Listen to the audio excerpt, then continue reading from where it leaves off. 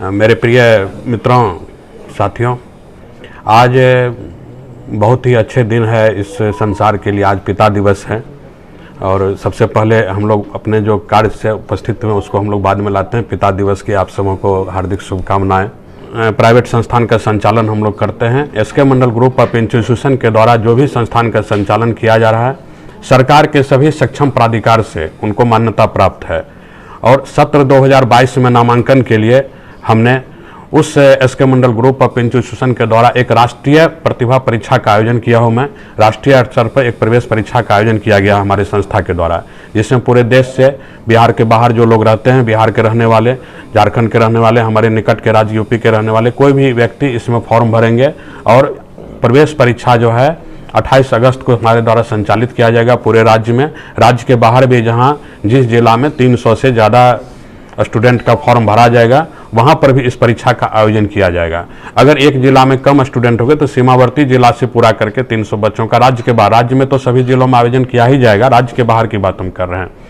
इस राष्ट्रीय प्रवेश परीक्षा का आयोजन करने का सबसे बड़ा मकसद हमारा है कि बिहार के बारे में लोगों को बिहार से बाहर पता चले कि बिहार में सभी प्रशिक्षण संस्थान जो है, सभी तरह के प्रशिक्षण कोर्स, व्यावसायिक कोर्स हो, जनरल कोर्स हो, सभी तरह की पढ़ाई कराए जाते हैं, ताकि लोग जो बिहार के बाहर लोग कहते हैं कि बेंगलोर में शिक्षा का हब है। क्यों बेंगलोर में शिक्षा का हब है, बिहार में क्यों नहीं है? बिहार में जब वो सारे प्रशिक्षण कोर्स की संचालित होती है तो हम बिहार के क्यों नहीं शिक्षा का हब बता सकते? मेरा कहने का उद्देश्य ये है, बिहार भी शिक्षा का हब है, हम लोग इसको बनाएंगे, हम लोग एक दूसरे से साथ मिल करके इसको बनाएंगे।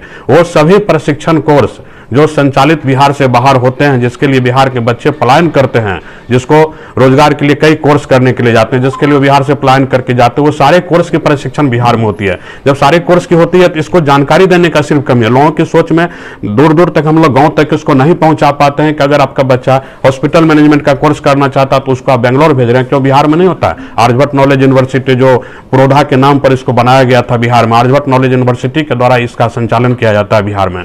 जितने भी हमारे प्रशिक्षण संस्थान में कोर्स है वो सभी कोर्स व्यावसायिक कोर्स है। गरीब एवं मेधावी छात्र के लिए हमारे राज्य के माननीय मुख्यमंत्री इतना कुछ कर दिए हैं कि अगर उसको कहने लगे तो बहुत घंटों 2 घंटा भी कम होगा।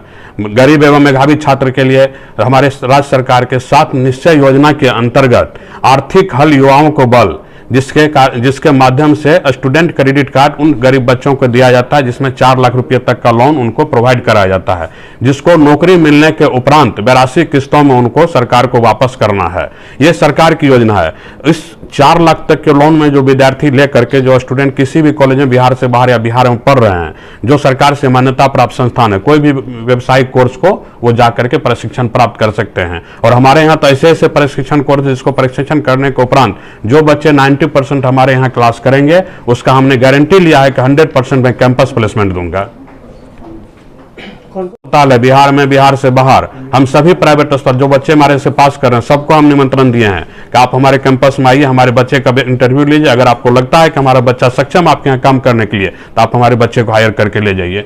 सदर अस्पताल और रेफरल अस्पताल, उस समय तो वैकेंसियां आती है, 6 महीना साल भर पर वैकेंसी आती है, लेकिन आप देख रहे हैं कि हर जगह रोड पर जाते हुए फलाना नर्सिंग होम, फलाना नर्सिंग, किसी भी नर्सिंग होम में जाइए, ट्रेंड आदमी की आपको कमी, जहां 5 आदमी का जरूरत है वहां 1 आदमी काम कर रहा है। हम उस गैप को भरने के लिए आए हैं, एक हेल्थ के क्षेत्र में एक नई क्रांति लेकर के आए आपके पास। साथ में सीट की है जो आपके पास उपलब्धता है वो कितनी है?